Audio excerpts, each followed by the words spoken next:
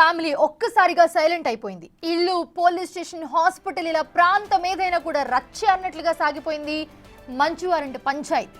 అలాంటిది ఇప్పుడు ఒక్కసారిగా అందరూ మౌనమే మేలు అన్నట్లుగా సైలెంట్ అయిపోయారు. కేవలం మోహన్ బాబు మాత్రం ఒక ఆడియో రిలీజ్ చేశారు. ఇంతకీ అసలు మంచు ఫ్యామిలీలో ఏం జరిగింది, మరి మౌనానికి రీజన్స్ ఏంటి, తాము చేసింది తప్పే కానీ తప్పు లేదు అనడంపై ఎలాంటి రియాక్షన్ వస్తోంది?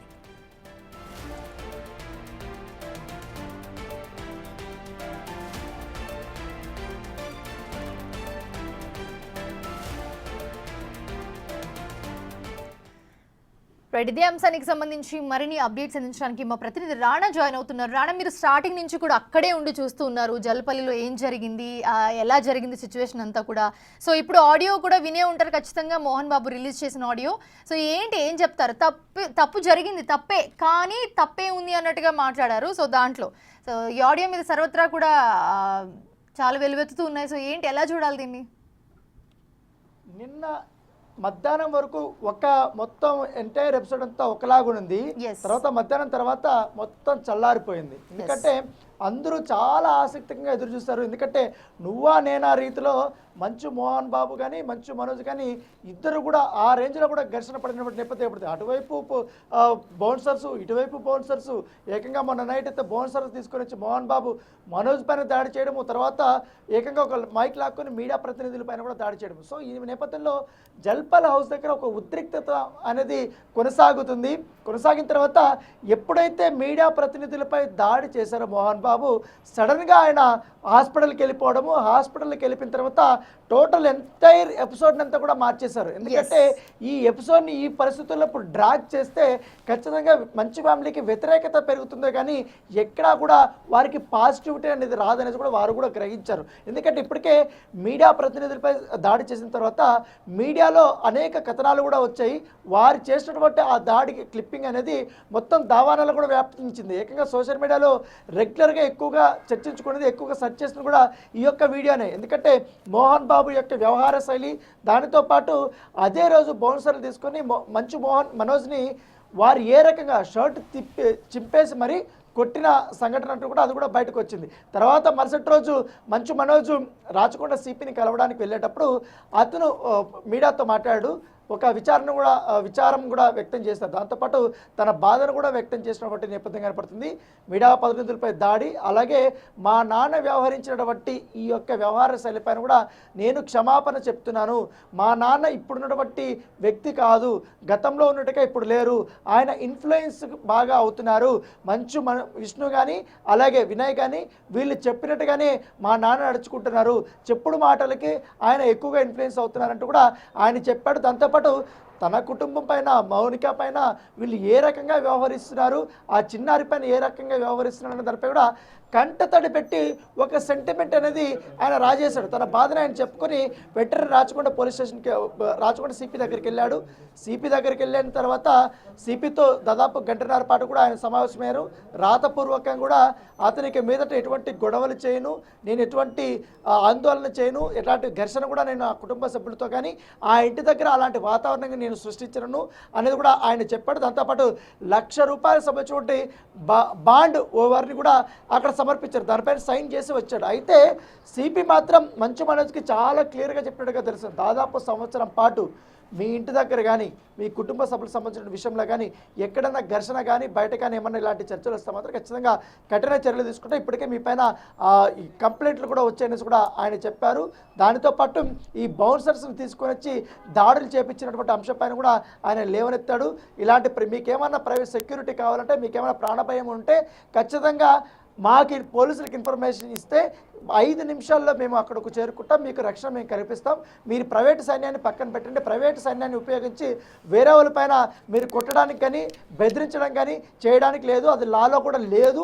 మీ భద్రత కావాలంటే వారు ఆపచ్చు, కానీ వారిని గుండాల్లాగా ఉపయోగించి మీరు కొట్టడానికి వారిని ఉపయోగించద్దు. మీరు వ్యక్తిగత సిబ్బందిని మీరు కొంతమందిని పెట్టుకుని కానీ ఈ బౌన్సర్స్ని ప్రైవేట్ సైన్యాన్ని కూడా బయటకు పంపించేసిన కూడా సిపి చాలా గట్టిగానే చెప్పినట్టుగా సమాచారం అవుతుంది. అది చెప్పిన తర్వాత అతను కూడా సైలెంట్ అయిపోతాడు. దాంతోపాటు కొంతమంది మధ్యవర్తులు కూడా ఇప్పటికే మీడియాలో మోహన్ బాబు పైన వ్యతిరేకత వచ్చేసింది. దాంతోపాటు ఇట్లా మనోజ్ కూడా ఈ మీడియా సమావేశంలో ఇవాళ సాయంత్రం 5:30 మొత్తం ఏం జరిగిందో, నాకు జరిగినటువంటి అన్యాయం అంతా కూడా విత్ ఆధారాలతో పాటు కూడా నేను ప్రెస్ మీట్ పెట్టి బయటకు చెప్పేస్తాను అని చెప్పడము, ఈ చెప్పిన తర్వాత ఏం సెన్సేషన్ అతను చెప్తాడు, ఎలాంటి అంశాలను ఆయన ప్రస్తావిస్తారు, ఎలాంటి మాటలు అవన్నీ, దాంతోపాటు ఎలా గొడవలు పడ్డారు ఇద్దరు అనే దానిపై కూడా ఖచ్చితంగా మీడియాలో చెప్తున్న ఉద్దేశంతో కొంతమంది మధ్యవర్తులు కూడా ఇటు విష్ణు దగ్గర సంబంధించిన మనుషులు అలాగే మోహన్ బాబుకి సంబంధించిన మనుషులు కూడా మంచు మనోజ్కి ఫోన్ చేశారు. ఫోన్ చేసినప్పుడు ఏదైనా మనం తేల్చుకుందాం, ఇక మీదట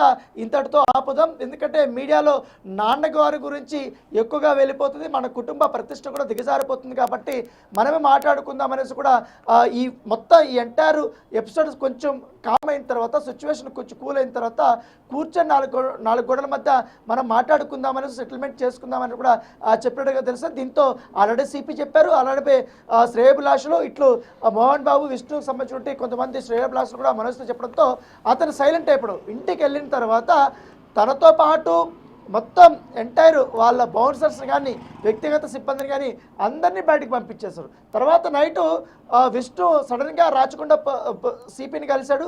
సిపిని కలిసిన తర్వాత ఈ జరిగినటువంటి తతంగంలో నేను ఆ రోజు గొడవ జరిగిన రోజు నేను లేను, విదేశాల్లో ఉన్నాను, కాబట్టి ఆల్రెడీ నేను మా నాన్న హైకోర్టుకి వెళ్ళాము. సో మీకు విచారణకి నేను 24వ తారీఖు వరకు నాకు ఛాన్స్ ఉంది, కాబట్టి మా నాన్న ఆరోగ్యం బాగలేదు, మా మదర్ ఆరోగ్యం బాగలేదు, నేను హైకోర్టు ఆదేశాల మేరకు నాకు అక్కడ వరకు ఎగ్జామ్షన్ ఉంది, కాబట్టి తర్వాత వచ్చి మీకు విచారణకి హాజరవుతాను. కాకపోతే ఆ 24వ తారీఖు వరకు కూడా మా ఇంటి దగ్గర నేను ఎలాంటి ఘర్షణ కానీ ఎలాంటి గొడవలు కానీ నేను చేయననేసి కూడా అతను కూడా హామీ ఇచ్చి సిపిని కలిసేసి వెళ్ళిపోయినటువంటి నేపథ్యం. వెళ్ళిన తర్వాత ఆయన ఫిలింనగర్లో ఉన్నటువంటి మోహన్ బాబు పాత ఇల్లు ఏదవుతుందో మంచలక్ష్మికి ఇచ్చినటువంటి ఆ ఇల్లు, ఆ ఇంట్లోకి వెళ్ళి విష్ణు రాత్రి అక్కడ పడుకున్నాడు. తర్వాత ఉదయాన్నే సడన్గా మోహన్ బాబు కాంటినెంటల్ హాస్పిటల్ నుంచి డిశ్చార్జ్ అయ్యి వెళ్ళిపోయాడు. సో వెళ్ళిపోయిన తర్వాత ఆయన జల్పల్లో నుండి హౌస్కి వెళ్ళాడు. జల్పల్లో ఉన్నటువంటి హౌస్లో ఆల్రెడీ మంచు మనోజ్ మాత్రం ఉదయాన్నే ఒక ట్వీట్ చేశాడు, నేను ఇప్పుడు అన్నీ వదిలేసి మా కుటుంబ వ్యవహారం కాబట్టి ఇప్పుడు నేను భైరవ సినిమా షూటింగ్కి నేను వెళ్ళిపోతున్నాను అంటూ కూడా అతను కూడా వెళ్ళిపోయాడు. సో ఏదేమనక కానీ ఇక మీదట మన ఇంటికి మంచి సంబంధించిన గొడవలు బయటకు వెళ్ళకూడదు అనే ఉద్దేశంతో వాళ్ళు కూడా ఉన్నారు. ఒక్కరు మాట్లాడినా కూడా మీడియాలో ఇంకోలాగా వెళ్తుంది, పైగా సోషల్ మీడియాలో కూడా ఇదే చర్చ జరుగుతుంది. కావాలని కొంతమంది దుష్ప్రచారం చేయడానికి కూడా కొంతమంది రాజకీయ నాయకులు కూడా ప్రయత్నాలు చేస్తున్నారు, కాబట్టి పైగా పోలీసులు కూడా ఇట్లా ఏకపక్షంగా వ్యవహరిస్తున్నారన్న ఉద్దేశంతో కూడా మోహన్ బాబు ఉన్నాడు, కాబట్టి వ్యూహాత్మకంగానే మంచు మనోజ్ని అతను సైలెంట్ చేపించాడు.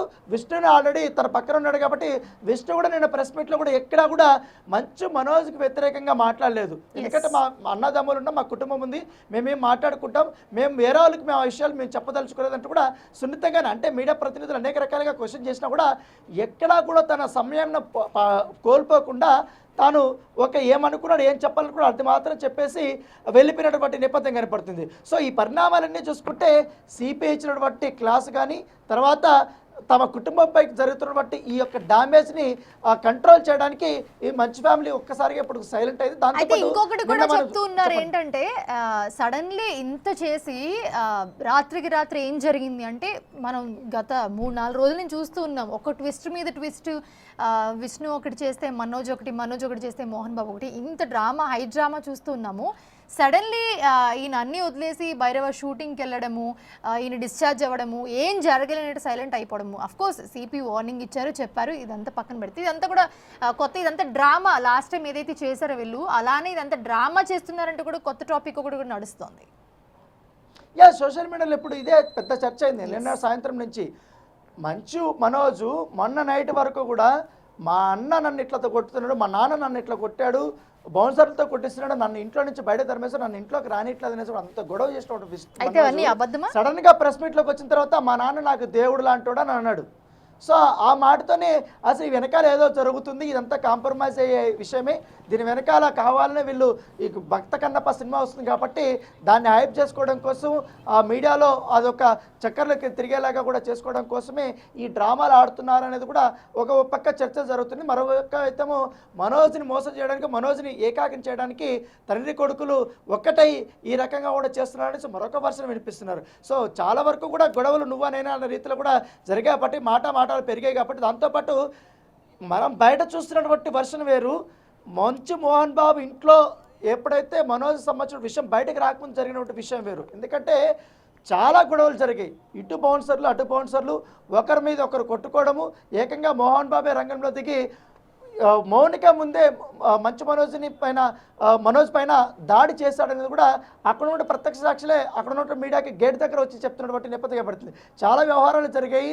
అసలు అక్కడ ఉన్నటువంటి వాళ్ళంతా వీళ్ళు కొట్టాడుకొని బౌన్సర్లను కొట్టడం ఏంటి, పని మనుషులు కొట్టడం ఏంటి అనేది కూడా వాళ్ళే కొంతమంది బాధితుల్లాగా వచ్చి మీడియాకి వచ్చి చెప్పినటువంటి నేపథ్యం పడుతుంది. మా పేర్లు ఎక్కడ చెప్పొద్దనేసి కూడా వాళ్ళు కూడా వర్షం చెప్పారు.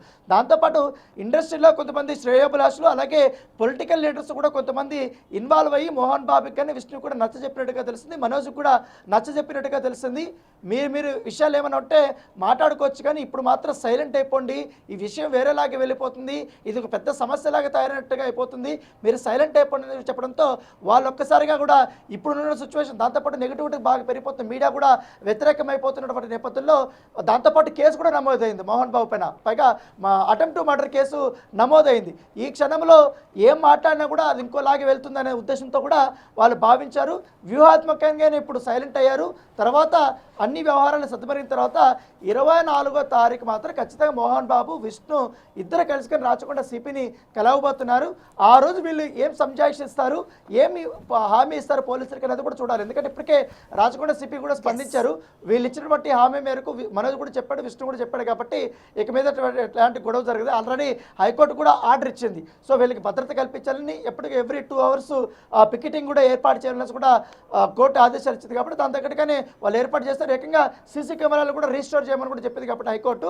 దాని తగ్గట్టుగానే ఇప్పుడు పోలీసులు ఏర్పాటు చేశారు. వీళ్ళకి ఎట్లా ఏ రకంగా వీళ్ళని మానిటర్ చేయాలనే ఉద్దేశంతో కూడా ఆ పోలీసులు ఒక సమీక్షను కూడా చేసుకున్నటువంటి నేపథ్యం పడుతుంది. అయితే పొద్దున డిశ్చార్జ్ అయిపోయినటువంటి మోహన్ బాబు సైలెంట్ అయిపోయిన తర్వాత అనూహ్యంగా ఒక ఆడియోని రిలీజ్ చేస్తారు. ఆడియోలో 3 వర్షన్స్ ఉన్నాయి. ఒకటి మొదటగా మీడియాకి క్షమాపణ చెప్పడము, తర్వాత నాది తప్పే అని చెప్పడం, తర్వాత మీడియా కూడా చేసిన తప్పే అనేది ఒకటం. తర్వాత పోలీసులు చాలా మంచి వాళ్ళు, నేను ఐఏఎస్ ఆఫీసర్ని ఐపీఎస్ ఆఫీసర్ని ఎంతోమందిని నా విద్యా సంస్థల నుంచి కూడా నేను తయారు చేశాను, వాళ్ళందరూ కూడా చాలా క్రమశిక్షణగా బయటకు వచ్చారు, అంత నడవడిక నేను ఇచ్చాను. కానీ ఈ మధ్యకి ఈ విషయంలో మాత్రం ఇక్కడ ఉన్నటువంటి పోలీసులు ఏకపక్షంగా వ్యవహరిస్తున్నారు, దీన్ని ఎవరన్నా ఇన్ఫ్లుయెన్స్ అవుతున్నారా అంటూ కూడా పోలీసులపై నెపం వేశాడు, మీడియా పైన నెపం వేశాడు, పోలీసులపై నెపం వేసినటువంటి నేపథ్యం మరో పక్క సింపతి అనమాట. సో నా కుటుంబానికి మంచి పేరు ప్రఖ్యాతులు ఉంది, నా అభిమానులు మలయాళం తమిళ్లో అందరూ కూడా బాధపడుతున్నారు.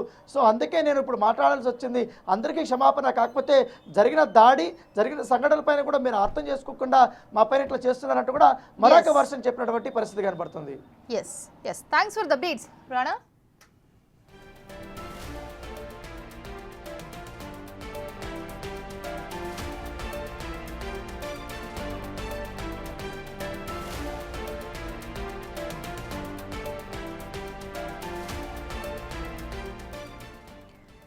నిన్న రాత్రి నుంచి సైలెంట్ అయిపోయారు మంచు మనోజ్, మంచు విష్ణు, మోహన్ బాబు. అయితే ఈ మౌనానికి కారణం రాచకొండ సిపి సుధీర్ బాబు క్లాస్ తీసుకోవడమే అనే చర్చ వినిపిస్తోంది. సిపితో మీటింగ్ తర్వాత బౌన్సర్స్ ని, వ్యక్తిగత సిబ్బందిని పంపించేశారు మనోజ్. నిన్న రాత్రి సడన్ గా సిపి ముందు ప్రత్యక్షమయ్యారు మంచు విష్ణు. మరోవైపు పీఎస్ అంటూ కూడా ఎక్స్లో పోస్ట్ చేసింది ఇంకొక వైపు మంచు లక్ష్మి. దీంట్లో మంచు లక్ష్మి వచ్చి వెళ్ళిపోయింది, 3 days నుంచి ఎలాంటి ఇన్వాల్వ్మెంట్ లేదు, ఇక కుటుంబం అన్నాక కలహాలు ఉంటాయంటూ కూడా మోహన్ బాబు పోస్టులు పెడుతూ ఉన్నారు.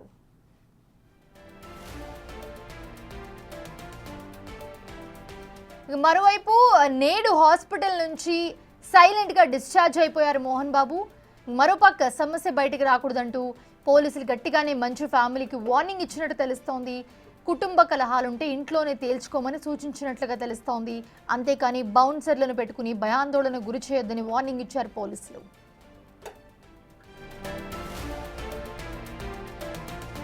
ప్రస్తుత పరిస్థితుల్లో మౌనంగా ఉండాలని మంచు ఫ్యామిలీ డిసైడ్ అయినట్లుగా కనిపిస్తోంది. ఇక మంచు మనోజ్ అయితే ఈరోజు ఏకంగా భైరవ సినిమా షూటింగ్లో కూడా పాల్గొన్నారు. అయితే ఒక్కసారిగా పరిస్థితులు నార్మల్ కావడంతో సోషల్ మీడియాలో కొత్త రచ్చ మొదలైంది. ఇప్పుడు అసలు మంచు ఫ్యామిలీ చేసినంత డ్రామా అంటూ కొత్త టాపిక్ నడుస్తోంది.